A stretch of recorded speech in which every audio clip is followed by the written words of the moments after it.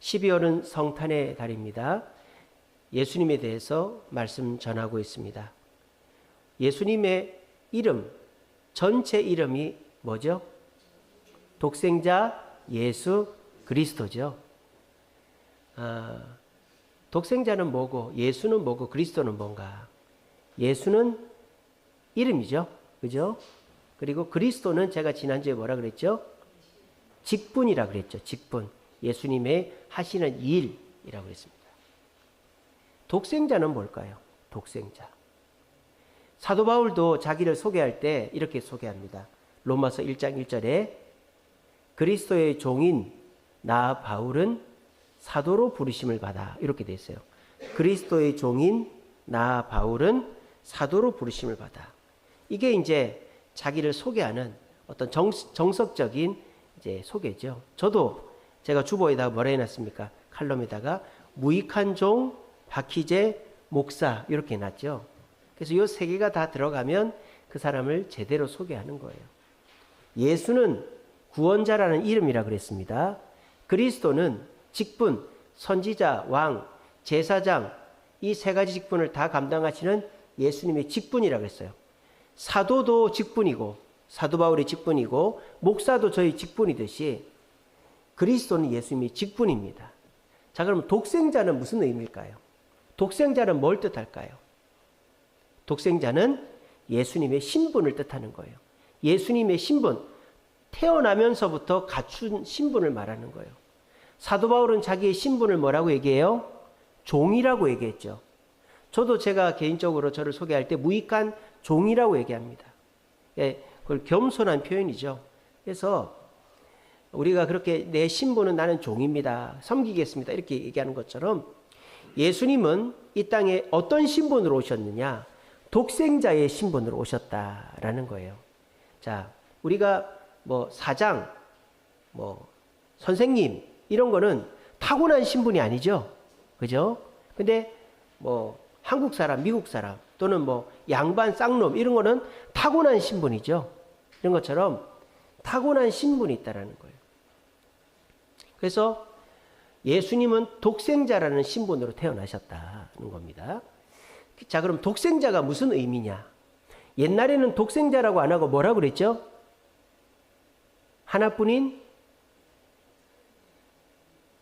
아들을 뭐라 그래요? 예, 옛날에는 외아들이라고 많이 불렀죠. 우리 찬송가에도 하나뿐인 외아들을 주시기까지 그런 찬송이 있지 않습니까? 근데 외아들이라는 번역은 잘못됐어요. 뭐 그러면은 예수님은 아들입니까? 예수님이 성별이? 물론 태어나신 거는 아들로 태어나셨지만 예수님은 성별이 없죠.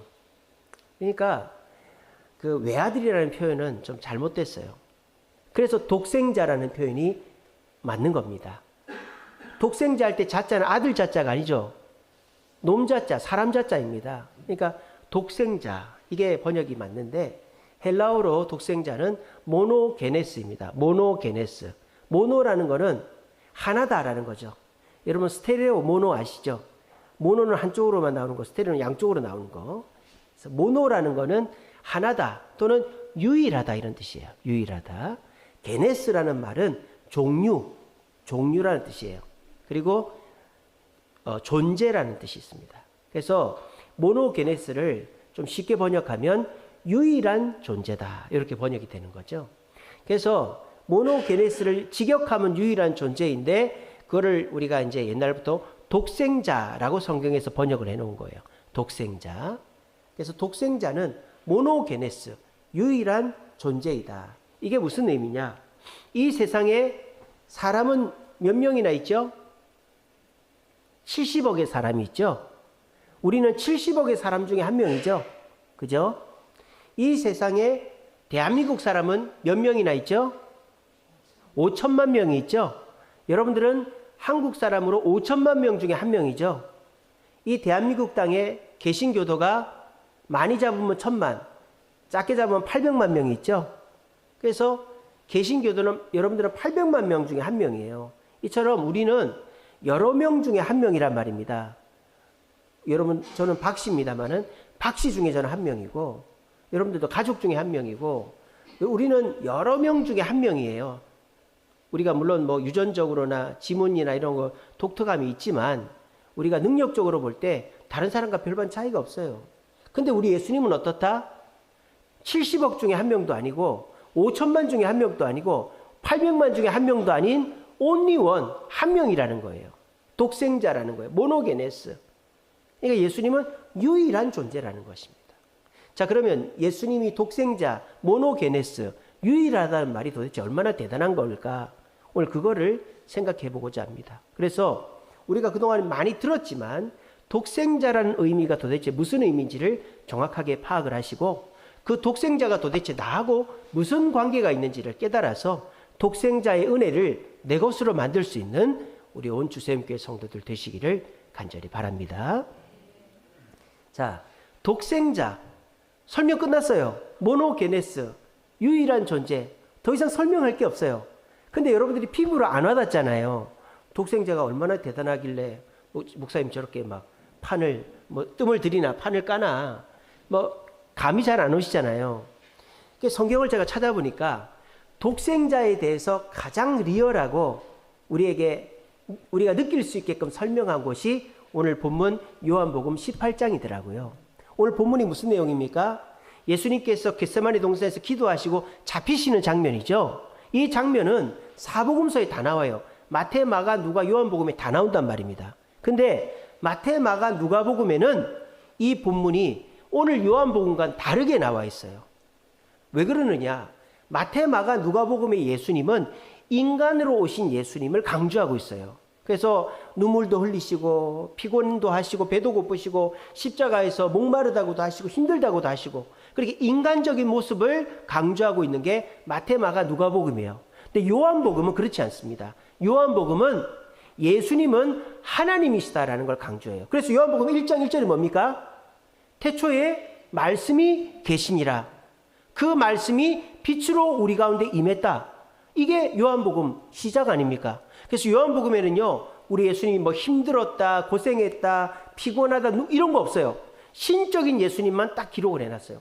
그래서 여러분들 시간 있을 때 요한복음에 예수님 십자가 달리신 장면 보십시오. 거기 보면 예수님이 여자의 아들입니다. 그런 말은 있어도 힘들다, 목마르다, 이런 고통스럽다는 말은 없어요.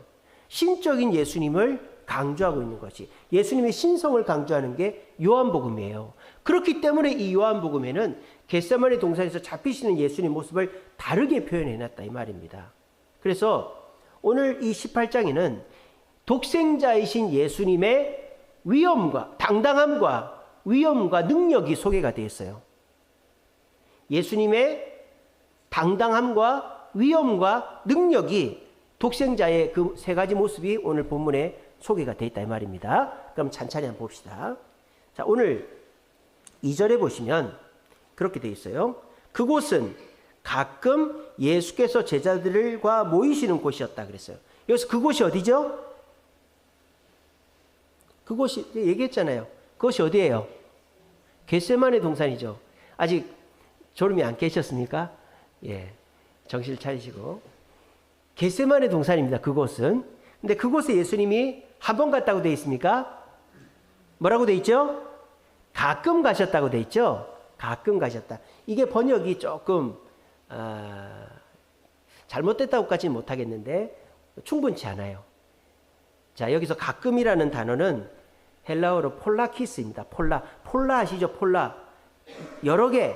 폴라라는 말은 여러 개라는 뜻이거든요. 그러니까 폴라키스라는 말은 무슨 뜻이에요? 가끔 갔다는 말로 번역이 되어 있지만 자주 갔다라고 often이라고 번역하는 게 옳아요. 자주 가셨단 말이에요. 예수님이. 매일 가셨다 이거는 안 되지만은 예수님은 여기를 자주 가셨어요.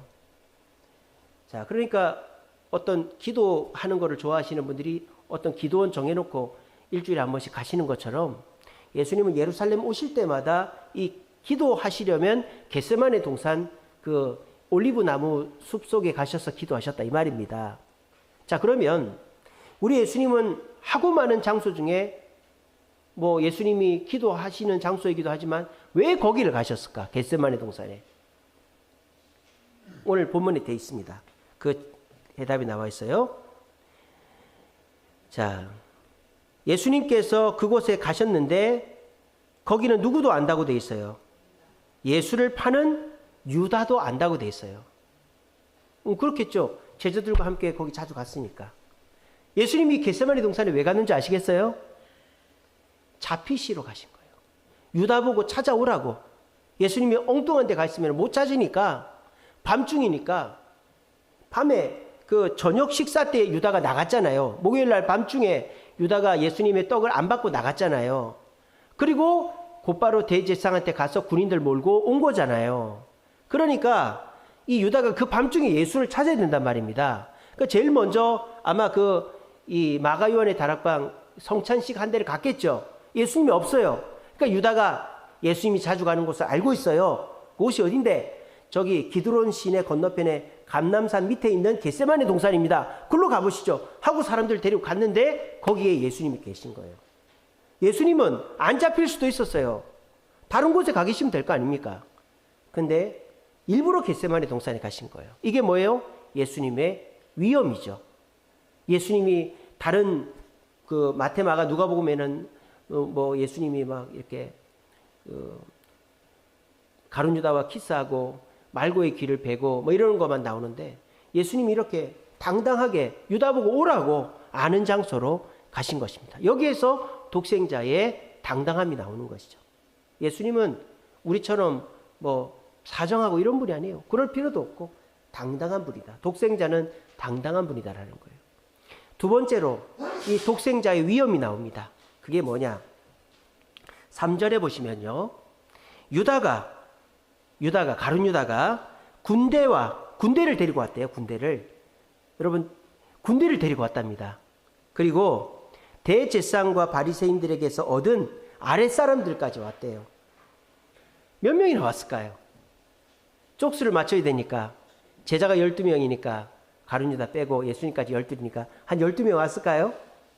아니면은 한 50명 왔을까요? 몇 명이나 왔을까요? 예수님 잡으러 1000명이 왔습니다. 1000명이. 예수님 한 사람 잡으러 1000명이 왔다고요. 목사님 그걸 어떻게 합니까? 여기 군대라는 단어가 헬라어로 스페이라입니다. 스페이라는 로마 군대 이름인데요. 600명을 뜻하는 게 스페이라예요. 그러니까 600명의 로마 군대가 일단 왔고요. 그리고 유대인들의 하인들, 아랫사람들이 400명이 온 거예요. 그게 1000명이 온 거예요. 뭘 들고 왔습니까? 등과 횃불과 무기를 가지고 왔대요. 자, 이거 왜 갖고 왔을까요? 무기까지는 이해가 되는데 등과 횃불을 왜 갖고 왔을까요? 그렇죠. 찾으려고. 자, 그래서 유다하고 대제사장들이 생각을 한 거예요. 분명히 도망쳤을 거다. 겟세마네 동산 가도 어디 있는지 모를 거다. 우리가 지금부터 오늘 밤새도록 오늘 밤에 끝내야 된다. 오늘 밤에 예수 잡아서 내일 오전에 달아야만 이거 끝나지. 안 그러면 이거 실패한다. 그래가지고 밤중에 1000명을 데리고 간 거예요. 그래서 감람산에 가서 산을 다 뒤지려고. 감람산은 아차산 정도밖에 안 되는 산이거든요. 그러니까 뒤지려고 1000명을 데리고 갔어요. 그러니까 그만큼 예수님은 이 사람들이 무서워한다 이 말이에요. 예수님의 위엄이죠. 그 한 사람 잡으려고 1000명을 데려간 거니까. 독생자의 위엄입니다. 세 번째, 우리 예수님의 능력이 나타나요. 그게 뭐냐? 이 1000명이 예수님을 잡으러 딱 갔는데 이제 밤중이니까 잘 안 보인단 말이에요. 그러니까 막 너 예수야? 너 예수야? 막 이러고 다니는 거죠. 그때 예수님이 어떻게 하셨는지 아세요? 오늘 그 4절에 보시면 너희가 누구를 찾느냐 그랬어요. 너희가 누구를 찾는데, 아니 예수님이 직접 나가가지고 날 잡수시오 하고는 누굴 찾냐 물어봤어요. 근데 이 참 어리석게도 로마 군인인지 아랫사람인지 모르겠지만 예수님 못 알아보는 거예요. 못 알아보고 나사렛 예수를 찾는다 그렇게 한 거예요. 그랬더니 아 그러냐 알겠다 이러고 도망치면 되는데 예수님이 뭐라 그래요? 내가 그니라 이러는 거예요. 내가 그다 이렇게 얘기한 거예요. 자, 이게 여러분 별말이 아닌 것 같죠? 오늘 성경에 뭐라고 되어 있는 줄 아세요? 내가 그니라 하시니까 어떻게 되었다? 그들이 땅에 엎드러져 버렸다. 그러니까 1000명이 우와 하고 쓰러진 거예요. 오늘 그거를 제가 이 주보 그림에다가 이렇게 실어놨어요. 이 그림 찾느라고 제가 애먹었습니다. 없어요, 이런 그림이. 예수님이 뭐 말고에 귀를 붙여준다든지 가룟유다하고 키스하는 그림은 있어도 1000명의 군대가 와가지고 이렇게 쓰러지는 그림은 이거밖에 없어요. 이거 찾기 엄청 힘들었어요. 흐려서 잘 안 보이시죠? 시커매가지고. 그래서 이 1000명이 갑자기 쓰러지는 거예요.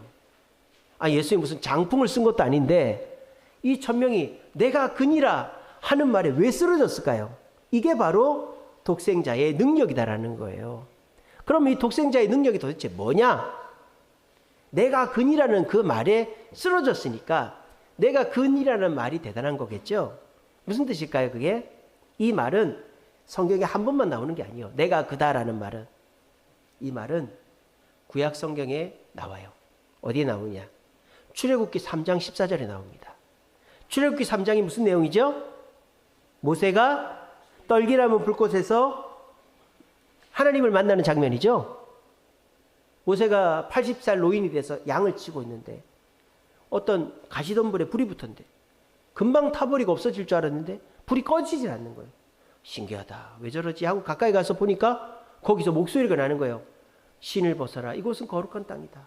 모세가 신을 벗고 엎드렸죠. 그랬더니 하나님이 너는 이집트로 돌아가서 너희 민족 이스라엘 민족을 데리고 나와라 그런단 말이에요. 그때 모세가 당신이 누군데 사람들이 물어보면 당신을 누구라고 소개해야 됩니까? 물어봤단 말이에요. 그때 하나님이 처음으로 인간에게 처음으로 본인의 이름을 소개해줘요. 이름을 뭐라고 합니까? 나는 스스로 있는 자다 그랬어요. 스스로 있는 자. 스스로 있는 자 나는 그다 말이 안 맞잖아요. 영어로 보면 맞아요. 영어로 스스로 있는 자가 영어로 I am that I am입니다. 나는 나다 이런 말이죠. I am that I am. 그러면 나는 그다 이거 영어로 뭘까요? I am he입니다. I am he. 나는 그다. he가 누구예요? 여기서 여호와 하나님인 거예요. 그러니까 지금 예수님은 나는 하나님과 본질적으로 같다라는 것을 선포한 거예요. 그 말을 듣는 순간 사람들이 위험을 느끼고 뒤로 쓰러졌단 말이에요. 이게 납득이 안 된다고요? 제가 예를 들어 볼게요. 여러분들 동네에 그냥 동네 사람인데 평소에는 뭐 슬리퍼 끊고 체육복 입고 돌아다녀요. 보면 옆집 아저씨 같아. 안녕하세요, 안녕하세요 인사하고 다닙니다. 근데 그 아저씨가 어느 날 갑자기 양복을 입고 에쿠스를 타고 나타났는데 제네시스를 타고 나타났는데 사람들이 줄을 딱 서서 회장님 안녕하십니까 인사한단 말이에요. 그럼 우리가 깜짝 놀랍니까 안 놀랍니까? 아, 저분이 회장님이었구나. 또 어떤 행사에 갔더니 그분이 단상에서 연설을 하는데 오늘은 우리 구청장님 나오셨어요. 연설. 아, 저분이 구청장님이었네. 이렇게 되는 거.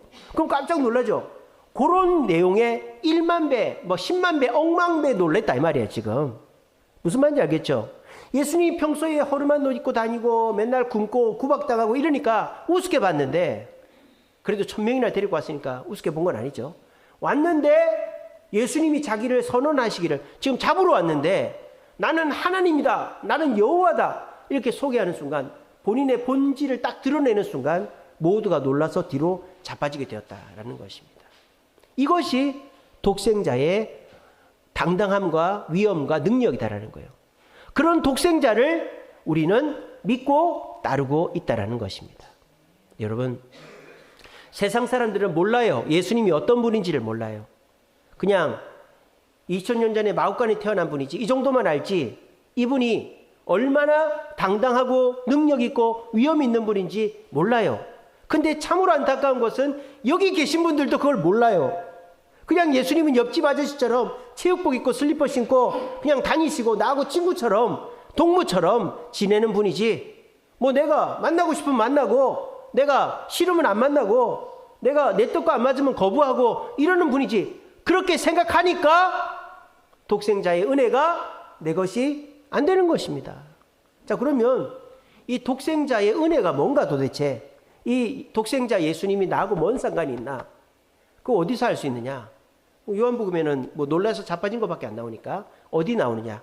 갈라디아서 4장 6절에 보면 예수님이 우리에게 어떤 은혜를 주셨는가가 나와요. 갈라디아서 4장 6절 이렇게 되어 있습니다. 너희가 아들이므로 하나님이 그 아들의 영을 우리 마음 가운데 보내사 아빠 아버지라 부르게 하셨다. 예수님께서 이 세 가지 일을 우리에게 주신 거예요. 예수님 독생자가 우리에게 어떤 은혜를 주시냐? 첫째는 우리를 하나님의 아들 삼게 해주셨단 말이에요. 이게 뭡니까? 예수를 믿어서 하나님의 아들 되게, 자녀 되게 해주신 거예요. 구원의 은혜를 주셨단 말입니다. 두 번째, 예수님이 우리에게 독생자의 어떤 은혜를 주셨느냐? 아들의 영, 성령을 우리에게 주셨다는 거예요. 예수님이 우리에게 성령을 보내셨다는 뜻입니다. 독생자가 세 번째 우리에게 주신 은혜가 뭐냐? 하나님을 아빠, 아버지라 부르게 하는 은혜를 주셨다는 거예요. 이 세 가지 은혜. 자, 첫째, 우리가 하나님의 아들 됐다는 말이 뭡니까? 우리도 예수님과 같은 아들이 됐다 이 말이죠. 근데 우리가 깊게 들어가면 예수님이 하나님의 아들이신 것과 우리가 하나님의 아들이 된 건 본질적으로 다릅니다. 예수님은 본질적으로 하나님과 똑같은 분이죠. 근데 우리는 양자죠, 양자. 접붙임을 받은 자들이니까 예수님과 똑같은 아들은 아닙니다. 하지만 우리는 예수님을 본받을 수 있는 존재예요. 뭘 본받을까요? 예수님은 사탄 마귀를 이기신 유일한 존재죠. 우리도 마귀를 이길 수 있는 존재가 되었다라는 거예요. 세상 사람들은요, 내가 술 먹기 싫어도 술 먹어야 됩니다. 마귀가 시키면 담배 피기 싫어도 담배 한 대 빨아야 됩니다. 내가 뭐 욕하기 싫어도 욕하고 화내고 게으르기 싫어도 게으릅니다. 안 그렇다고 거짓말하지 마세요. 여러분들이 아무리 노력해도 안 되는 거, 그게 마귀가 여러분들을 지배하고 있는 겁니다. 근데 우리는 그 마귀에게 이길 수 있어요.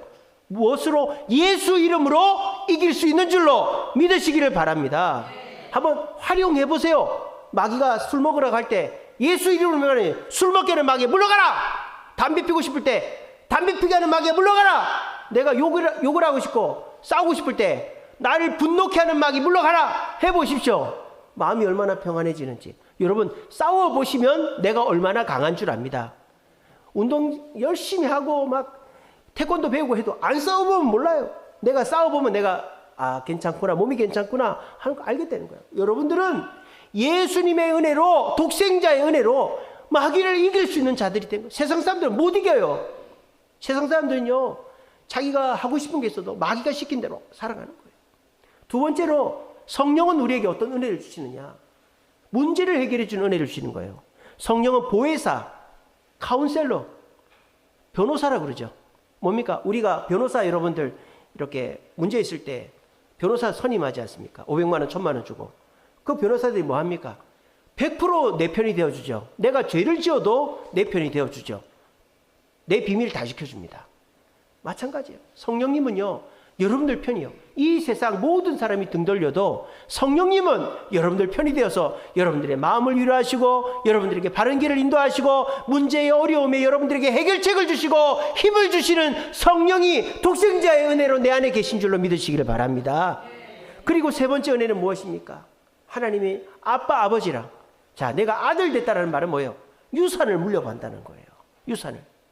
정우성 씨가 그 혼외자를 왜 거부합니까? 유산을 안 물려주려고 그런다잖아요. 내게 자녀가 있다는 건 아버지 유산을 받을 권리가 있다는 거예요. 그런 것처럼 내가 하나님의 아들이 됐다는 것은 죽어서 천국 가서 손 빨고 있는 게 아니라 하나님의 유산을 받을 수 있는 자격을 갖췄다 이 말입니다. 여러분, 독생자의 은혜, 독생자의 그 위엄, 그것은 우리랑 상관없는 게 아니라 우리에게 너무나도 소중한 것이 되는 거예요. 근데 오늘 이 자리에 오셔서 예배 드리면서도 내가 오고 싶으면 오고 오기 싫으면 안 오고 뭐 예수님 말씀이 사랑하라, 용서해라, 화해라 이런 건 좋지만 순종해라, 헌금해라, 봉사해라 이런 건 싫고, 그러니까 내가 좋은 것만 하고 싫은 건 안 하고, 그러면 독생자의 은혜가 여러분 것이 되지 않는 거예요. 우리가 그 독생자의 은혜가 내 것이 되게 하기 위해서 주님의 뜻 가운데 순종하고 따라가는 저와 여러분들 되시기를 간절히 바랍니다. 말씀을 맺겠습니다. 우리 예수님은 우리의 구원자 되시죠. 우리를 구원하기 위해서, 죄에서 구원하고 문제에서 구원하고 멸류관 얻게 하기 위해서 이 땅에 오셨어요. 근데 예수님은 구원자이시면서 또 하나 더 하신 일이 있어요. 그것은 뭐냐? 통치자이십니다. 우리 예수님은 이 세상을 통치하십니다. 하나님의 권세를 받아서 세상을 통치하고 심판하십니다. 근데 그 통치는 세상에만 머무는 것이 아니라 오늘 이 자리에 오신 저와 여러분들에게도 머무는 것입니다. 우리가 예수님의 구원은 좋은데 통치는 싫어하면 그 독생자의 은혜가 내 것이 안 되는 거예요. 예수님 나를 구원해 주세요 해놓고 네가 그걸 놓고 내 손을 잡아라. 그런데 그건 싫은데요. 그러니까 구원을 못 받는 거예요. 여러분 뭐 손들라고 안 할 테니까 마음속으로 곰곰이 생각해보세요. 지난 일주일 동안 주님이 분명히 이걸 하지 말라고 그랬는데 한 거, 먹지 말라 했는데 먹은 거, 가지 말라 했는데 간 거 있습니까 없습니까? 여러분 돌아보십시오. 그래 놓고 주님한테 은혜 안 준다고 그러면 그게 말이 되는 거겠어요? 뭐 다 부탁을 해놓고 부탁한 사람이 이렇게 하라면 말도 안 듣고 그럼 은혜가 없는 거죠.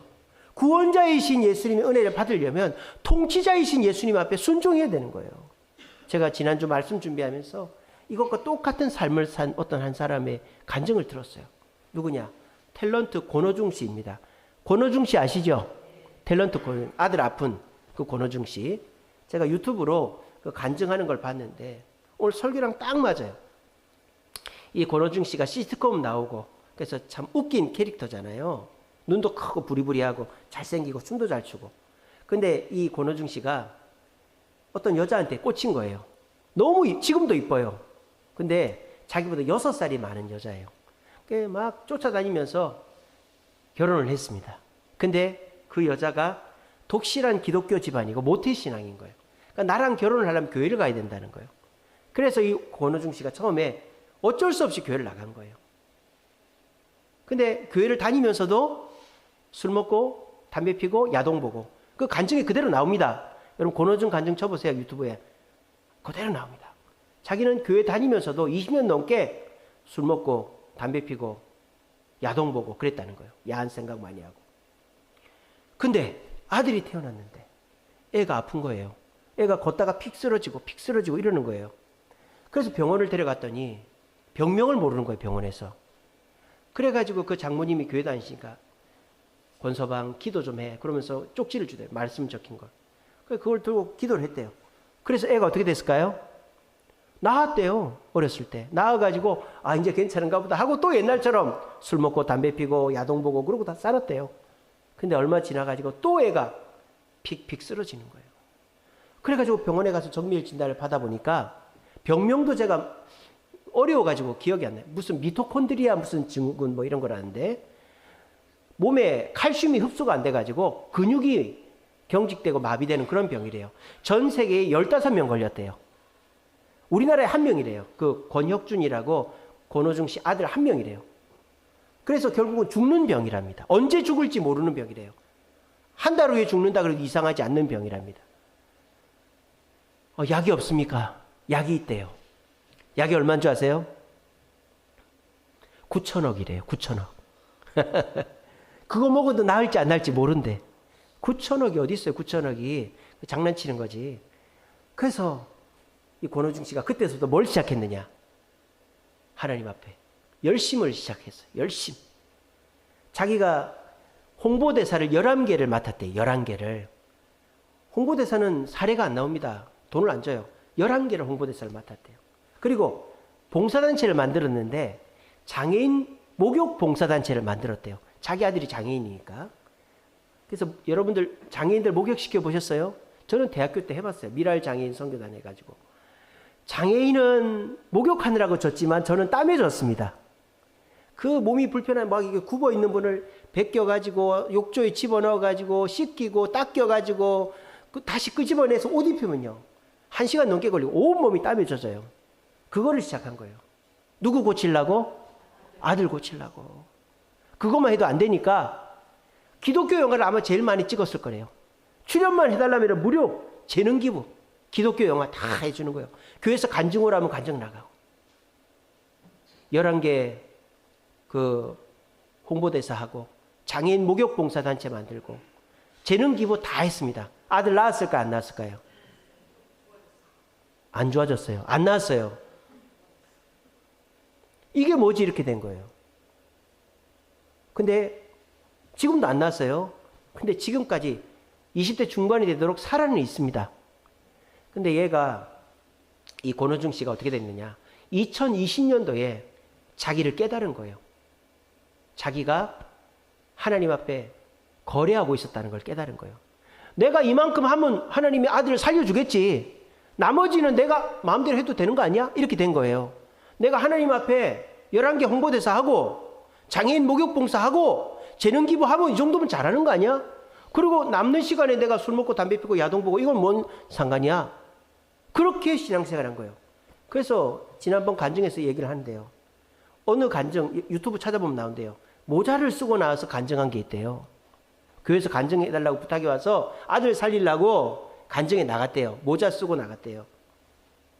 근데 그 전날 술을 먹었대요. 술이 취해가지고 눈이 벌거니까, 얼굴이 벌거니까 그거 가리려고 모자 쓰고 강단에 올라가서 간증했다는 거예요. 그래, 그게 생각이 나면서 2020년대 너무 부끄러웠다는 거예요. 하나님 앞에. 내가 그렇게 해가지고 아들 살리겠다고 열심히 했지만은 하나님 뜻에 순종을 하지 않으면서 내 마음대로 결정하고 했구나. 그 권호중 씨가 온누리교회 다닙니다. 저기 서빙고 온누리교회 아시죠? 그 통합적 교회거든요. 술 먹는 사람 천지빼깔입니다. 거기는 다 술 먹어요. 우리 고신교 다니니까 여러분들 술 안 먹지만은 감리교회는 호프집에서 당회합니다. 호프집에서. 술집에서 당회해요. 와인집에서 와인바에서 당회하고 그럽니다. 그러니까 우리나 술 안 먹는 거예요. 근데 권호중 씨 다니는 교회는 다 술 먹는데요. 모이면 회식하면 술 먹고 회식 자리에서 예배 드리고 그런데요. 근데요. 그 술 먹는 그 오륜교회에서 그 간증했는데 여러분 술 먹지 마세요. 그러는 거예요. 앉아요. 여러분 다 술 먹죠. 그러니까 아무 말을 못 하는 거예요. 지금 교회 다니는 사람 썩은 거예요. 교회만 앉아있지 하나님 앞에 부끄러운지도 모르고 하나님 영광 가리는 것도 모르고 다 술 먹고 담배 피고 나쁜 짓 다 하면서 주일날이면 교회 와서 앉아있는 거예요. 거룩한 척하고.